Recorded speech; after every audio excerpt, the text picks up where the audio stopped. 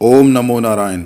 मित्रों, आज हम जानेंगे कि कैसे काम शक्ति रूपांतरण के चमत्कार ने तुलसीदास को काम से राम तक पहुंचा दिया था। भारत के लोकप्रिय संत कवि तुलसीदास अपनी सुंदर पत्नी के ज्ञानपूर्ण वचनों को सुनकर ही राम भक्ति से भरी काव्य रचनाओं की ओर उन्मुख हुए थे। उनकी पत्नी बहुत सुंदर थी। तुलसीदास जी उन्हें अत्यधिक प्रेम करते थे। एक बार उनकी पत्नी अपने भाई के साथ मायके चली गई। पीछे पीछे तुलसीदास जी भी वहां जा पहुंचे। उनकी पत्नी ने इस पर उन्हें बहुत धिक्कारा और कहा कि मेरे इस हाड़ मांस के शरीर में जितनी तुम्हारी आसक्ति है, उससे आधी भी यदि भगवान से होती तो तुम्हारा बेड़ा पार हो जाता। तुलसीदास जी के हृदय में यह वाक्य बिंद गए। वे एक क्षण भी वहां नहीं रुके। वे वहां से चलकर प्रयाग आए। वहां उन्होंने गृहस्थ वेश त्याग कर साधु वेश धारण किया। फिर तीर्थाटन करते हुए काशी पहुंचे और भगवान राम की भक्ति में लीन रहने लगे। उन्होंने राम कथा कहनी प्रारंभ कर दी। सच कहा जाए तो महाकवि तुलसीदास जी की काम शक्ति को राम भक्त में काव्य शक्ति में रूपांतरित करने का श्रेय उनकी पत्नी को जाता है। यह खेद की बात है कि साहित्यकाश के सूर्य समझे जाने वाले तुलसीदास जी ने अपनी पत्नी को वह श्रेय नहीं प्रदान किया जिनकी वह अधिकारिणी थी। यही नहीं, वरन तुलसी में जहां संभव हुआ वहां नारी की कटु आलोचना की है। एक और वह सीता जी, पार्वती जी आदि दिव्य नारियों की प्रशंसा करते नहीं अघाते, वहीं दूसरी ओर यह कहने से भी नहीं चूकते कि पाप उलूक निकर सुखकारी, नारी निबिड़ रजनी अंधियारी, बुद्धि बलशील सत्य सब मीना, बंसी समत्रिय कहिम प्रबीना।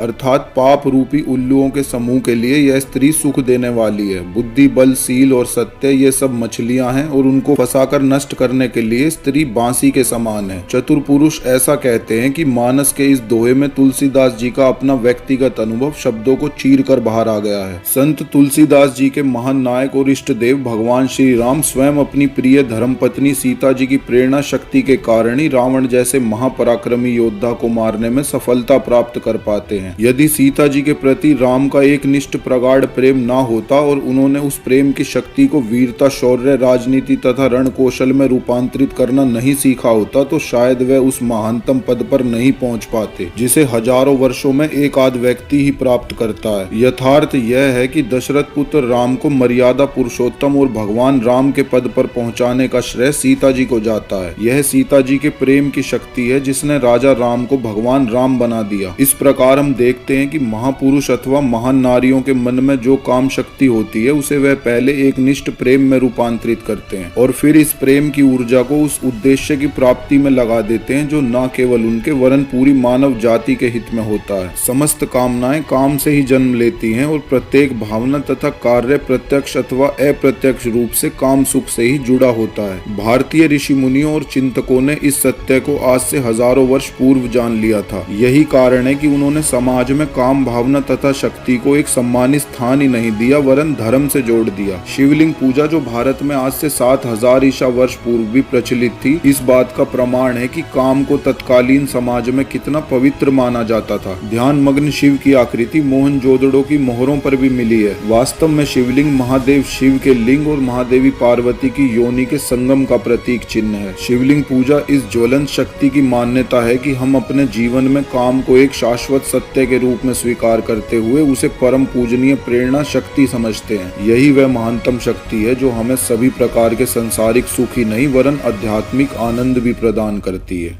धन्यवाद।